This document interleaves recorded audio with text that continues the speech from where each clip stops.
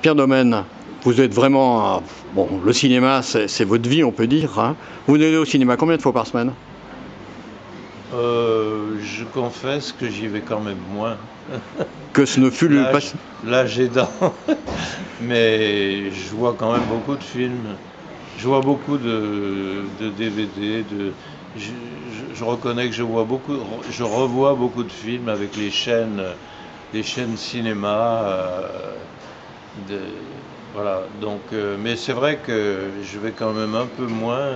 Je suis un peu moins l'actualité cinématographique. Alors, Je ne vais voir pratiquement que les auteurs qui m'intéressent. Alors, c'est quoi les auteurs qui vous intéressent aujourd'hui? Un des derniers films que j'ai vu, que j'ai trouvé très beau, c'est France, de Bruno Dumont. Pour moi, Bruno Dumont est un des grands cinéastes d'aujourd'hui. Benedetta de Paul Verhoeven, qui est aussi un cinéaste un peu marqué par ses premiers films de science-fiction, mais qui est un grand cinéaste, un grand metteur en scène. Et si on regarde dans le rétroviseur, qu'est-ce qui a marqué, vous, votre présence au cinéma depuis votre enfance, votre adolescence? Moi, je dirais que j'ai découvert un peu le cinéma lorsque j'étais enfant avec le western.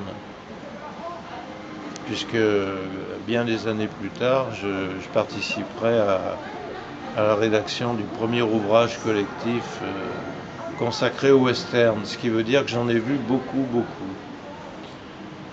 Mais j'ai beaucoup aimé aussi j'ai une attraction irrésistible pour le cinéma américain.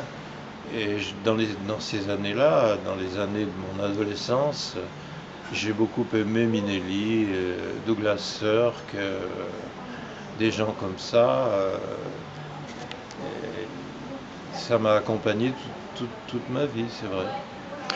Alors, la littérature, puisque vous avez enseigné la littérature au collège principalement, le théâtre, le jazz, ça vous a nourri. Le cinéma, quelle place justement il a eu dans cette nourriture qui fait qu'on se construit au fil des années? Oh, la première place. D'ailleurs, une petite chose que je n'ai pas dite, c'est que quand j'avais 15 ans, je voulais être metteur en scène. Et bon, je me suis lancé dans une licence de lettres, mais j'aurais pu essayer le concours de ce qui s'appelait l'IDEC à l'époque, qui est devenu la FEMIS. Et bon, puis que je ne vais pas raconter ma vie en détail, j'ai pas suivi cette voie, mais j'aurais pu. Et dans le cinéma, c'était quoi? C'était les scénarios, c'était la façon de filmer, qu'est-ce que c'est qui justement vous a apporté de la nourriture pour vivre au quotidien? C'est beaucoup plus que tout ça en détail, c'est la magie. C'est la magie qui m'a tout de suite fasciné. La magie du cinéma. Et je parlais du cinéma américain.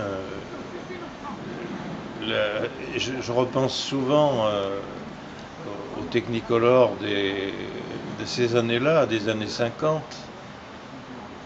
Le Technicolor de Nathalie Kalmus pour la Metro-Goldwyn-Mayer, il n'y a rien de plus beau. Enfin, lorsque les copies étaient bonnes. Dans le fond de vous-même, vous êtes encore le petit gamin de cinéma Paravisio? Absolument. Ouais, je confirme.